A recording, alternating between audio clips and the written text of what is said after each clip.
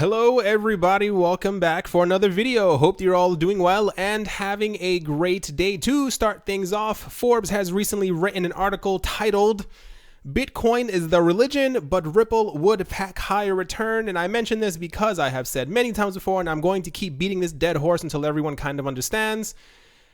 When they publish things like this, the reason, Forbes, Bloomberg, these other websites, these are catered or are for generally to people who have a large amount of wealth.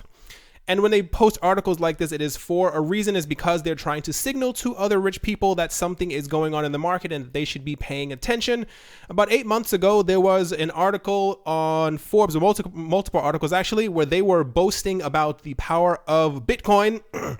How Bitcoin was superior, how Bitcoin was this, how Bitcoin was the new digital gold you needed to pay attention to. You needed to have about 5 to 10% of your portfolio in cryptocurrencies, and more specifically inside of Bitcoin, because of how great Bitcoin was going to be. They posted articles about XRP and Ethereum, and they shut down both of them, talking about any mixture of things you may have ever heard negatively about these cryptocurrencies. But now it appears they're now posting articles on Forbes and Bloomberg about the power of Ripple and Ethereum, and they're also talking about EOS now as well. These are just things to pay attention to. Inside the article, I'm not going to read the entire thing because it's kind of long.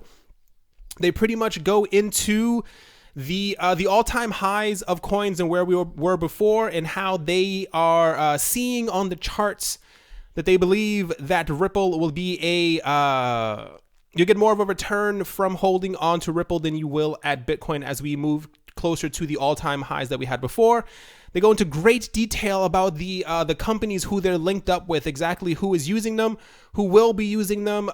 They make sure to say how they have a hold on different parts of the world. This is only going to increase as the middle class in China begins to grow. The frequency of payments is expected to rise, etc., etc., etc. We've had tons of news over the last couple, I want to say it's about a month and a half at this point, from Ripple and exactly who they're partnering with. And they said they're going to be a bit more hush-hush until they accumulate more partners.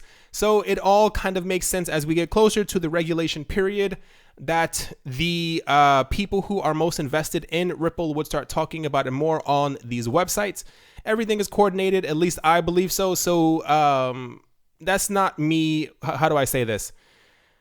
Anything I say on this channel is not me telling you to pick up a certain coin, but please make sure to do your own research, because there's something happening. And when you see articles like this over and over where they're pretty much telling you to own Ripple because you get a higher return, they're doing it for a reason. All right, continuing on today. Daniel Masters, who previously led JP Morgan's global energy trading desk, says cryptocurrencies are fueling a financial revolution. Masters is now chairman of digital investment bank CoinShares and chief investment officer at Global Advisors. And he explained in an interview with Bloomberg how distributed ledger technology is doing for the democratization of peer-to-peer transactions what the internet did for the democratization of news.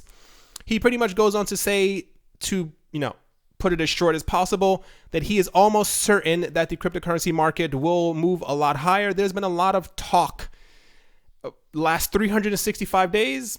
I want to say, give or take around there, a lot of people talking about how cryptocurrencies, or they believe that cryptocurrencies will eventually hold between 1, 5, or 10% of the entire global market. Now, if this does happen, that means the cryptocurrency market will be $15-20 trillion.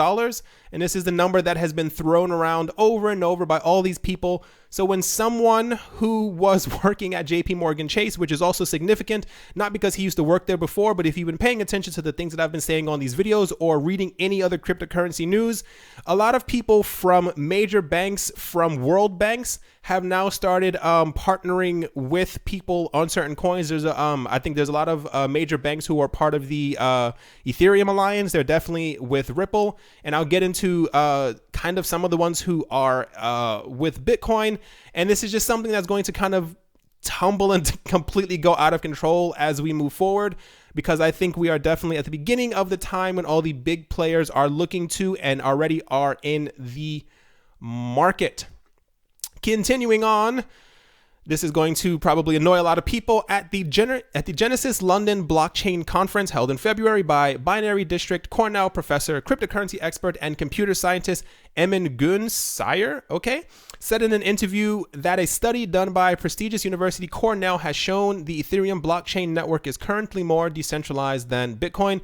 Ever since the debut of Ethereum in 2015, false information about the technology and the foundation of the Ethereum blockchain network have circulated around cryptocurrency communities, leading some investors, users, and developers to believe the Ethereum network is inferior to other major blockchains in terms of security and decentralization, given its flexibility and ability to handle large-scale decentralization applications. A study done by Cornell professor Sayer, Sayer, and researchers at the institution have shown that less Ethereum nodes are linked to institutions or organizations than Bitcoin, which means that more nodes on the Ethereum network are operated by individuals rather than companies.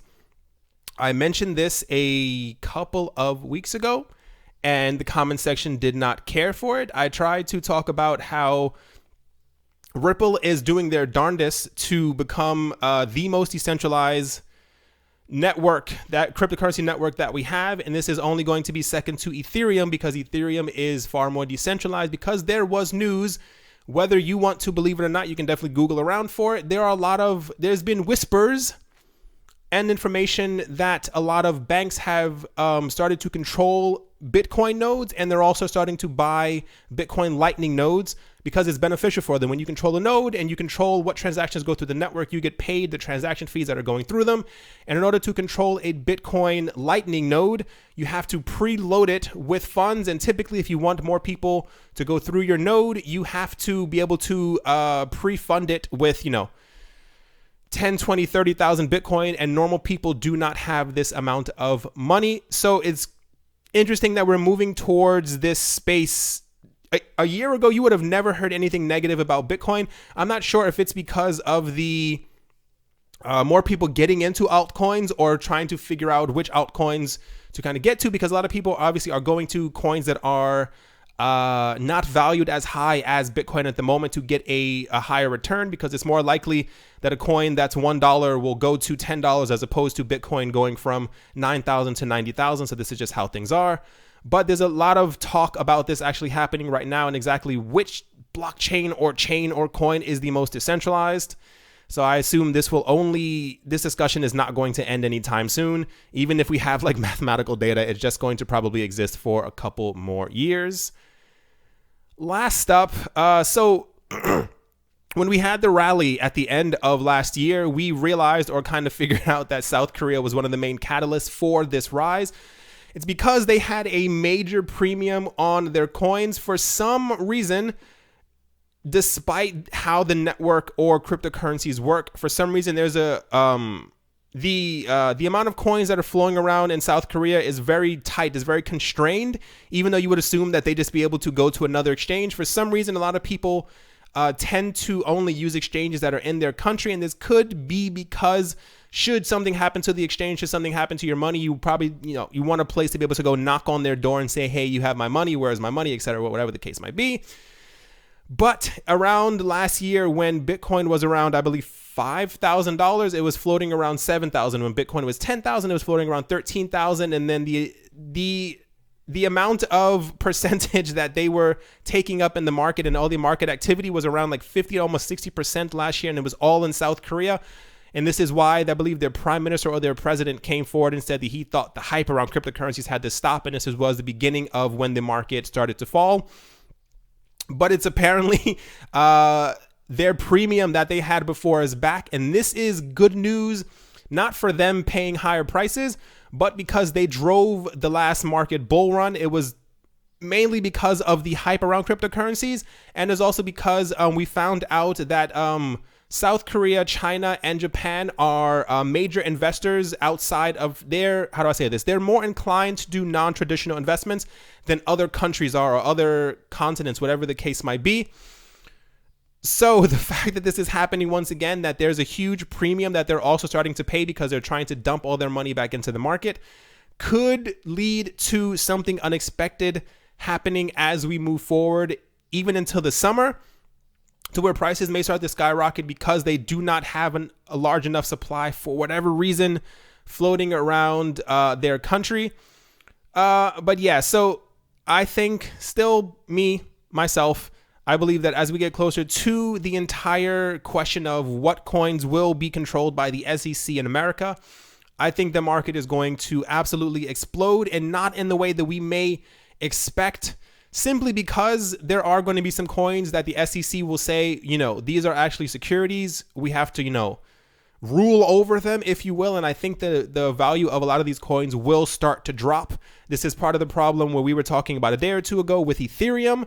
There was a meeting amongst all of the higher ups and talking to the SEC, trying to make sure that Ethereum is not labeled as a security, because there are a lot of people who have their hands in the Ethereum cookie jar.